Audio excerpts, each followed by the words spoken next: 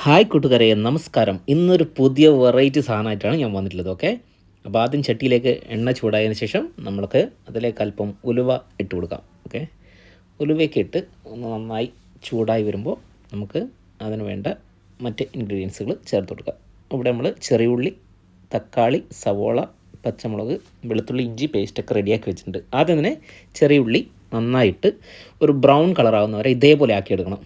അതിനുശേഷം ഇഞ്ചി വെളുത്തുള്ളി ഇടുക, ബാക്കി എരിഞ്ഞ് വെച്ച സവോള ചേർത്ത് കൊടുക്കാം.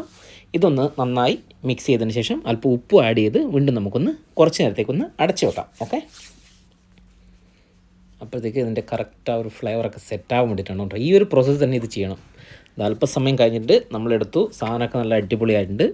അപ്പോൾ നന്നായി വെന്ത് വന്ന ഈ ഉള്ളിയും സാധനത്തിലേക്ക് നമ്മൾ മറ്റുള്ള ഇൻഗ്രീഡിയൻസ് ഇട്ട് കൊടുക്കും. അതിന് മുമ്പിലേ നമ്മൾ ആകെ ഇതിൽ ഉപയോഗിക്കുന്ന മസാല എന്ന് പറഞ്ഞാൽ മഞ്ഞൾപ്പൊടി മാത്രമേ ഉള്ളൂ കേട്ടോ, വേറൊരു പൊടികളോ ഒന്നുമില്ല. അപ്പോൾ ഇതാ മഞ്ഞൾപ്പൊടി ഇട്ട് കൊടുത്തു, പച്ചമുളകും അരിഞ്ഞു വെച്ച മാങ്ങയും തക്കാളിയും. ഓക്കെ, ഇത് നന്നായി അങ്ങ് മിക്സ് ചെയ്യുക, എന്നിട്ടൊന്ന് അടച്ചു വെക്കുക.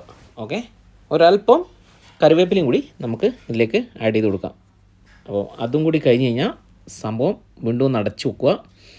ഒരു 10 മിനിറ്റ് ശേഷം ഇതിലേക്കുള്ള മിക്സ്, ഈ മിക്സാണ് ഇതിൻ്റെ മെയിൻ സീക്രട്ട്. ഇത് കണ്ടോ, ഇതിൽ മുളക് പൊടി എന്ന് പറഞ്ഞൊരു സാധനം ഒരു തുള്ളിയില്ല, മല്ലിപ്പൊടിയോ അങ്ങനെയുള്ള ഒരു സാധനമില്ല.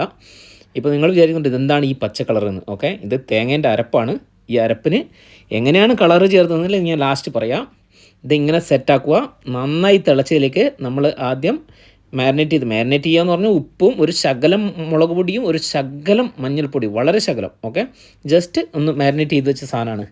ഇതാ ഗൈസ്, ഫൈനലി ഇത് നല്ല തിളച്ച് കിഡു. ഇങ്ങനെയൊരു മീൻ കറി ഗൈസ്, നിങ്ങളിത് മസ്റ്റ് ട്രൈ ആണ്. എന്നും നമ്മൾ മുളകരച്ച് വെച്ചതും തേങ്ങ അരച്ച് വെച്ചതും ഒക്കെ മുളകിട്ട് വെച്ചതൊക്കെ ഇട്ട് ആൾക്കാർ കഴിച്ച് മടുത്തു. ഈ ഒരു സാധനം നിങ്ങൾ വൺസ് എങ്കിലും ഇത് ട്രൈ ചെയ്യണം. അപ്പോൾ ഇതിന് കളറ് ചേർക്കാൻ വേണ്ടി ഞാൻ ഉപയോഗിച്ചിട്ടുള്ളത് വാഴയില ജ്യൂസ് അടിച്ച് അതിൻ്റെ പച്ച കളറാണ് ഞാൻ